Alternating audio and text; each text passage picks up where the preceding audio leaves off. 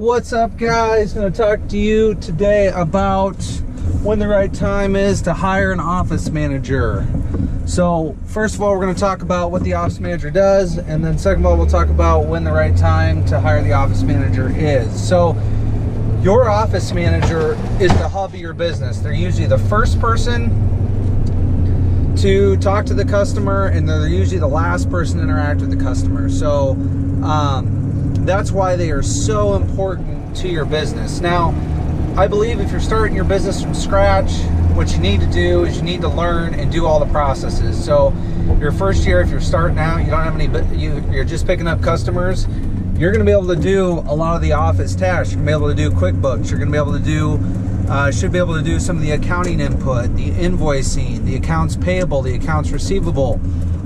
It's good for you to know exactly how all those systems run, so when you have an office manager, you can talk to her about it and train her in those systems. But when you get to a point, you're going to very quickly get to a point where you're going to have employees, you're going to have multiple customers, you're going to have multiple pieces of equipment, and you're going to have to get yourself an office manager. Now, does it have to be a full-time office manager? Absolutely not. A lot of companies, small lawn care businesses, medium-sized lawn, they don't need a full-time office manager.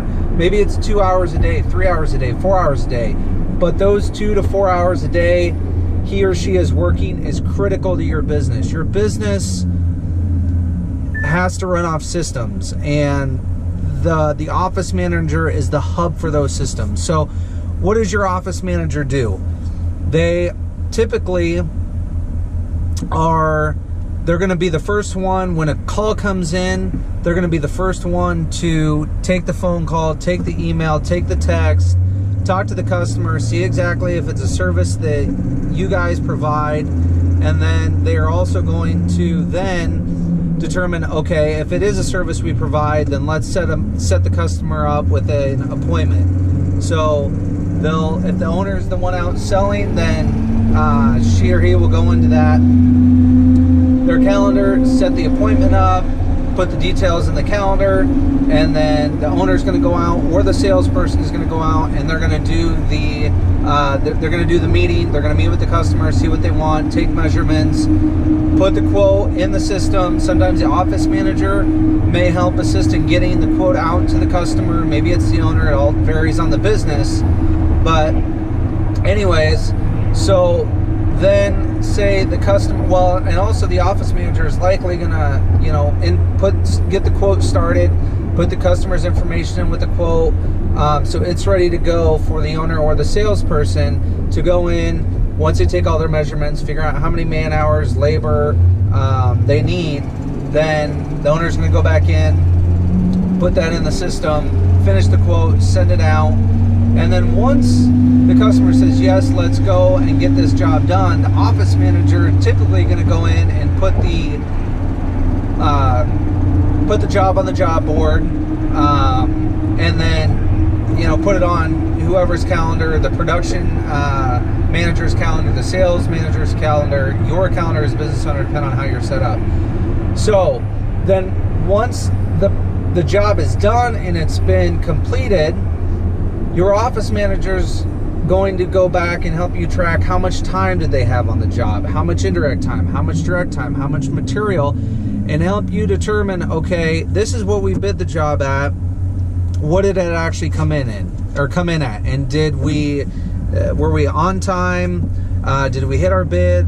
Were we over on material, over on hours, under on material, under on hours? And she's going to give you that feedback as the owner and let you know, okay, this is going to get sent out. Or if it's a time and material bid where you're tracking your indirect and direct labor and your material, once it's completed, she'll pull the GPS off the trucks, figure out how much material you actually had, put that in your system, send that back out to you as the owner or the salesperson, and determine, okay, is this quote or is this invoice ready to go out? If that's, if it's time and material bid.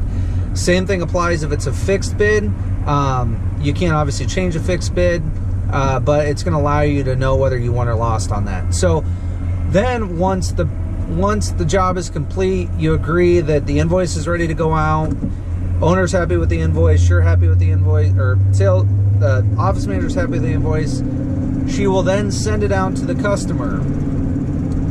Once the customer gets it, the customer may have questions.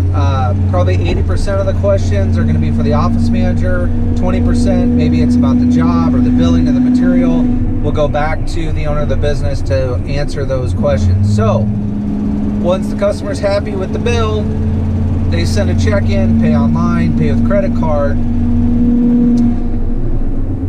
Then the office manager is going to receive that payment. So, via the way of a check or an online payment, record the payment in QuickBooks and close out the transaction. So that's the job of the office manager. The office manager is also going to assist you in setting up your crews.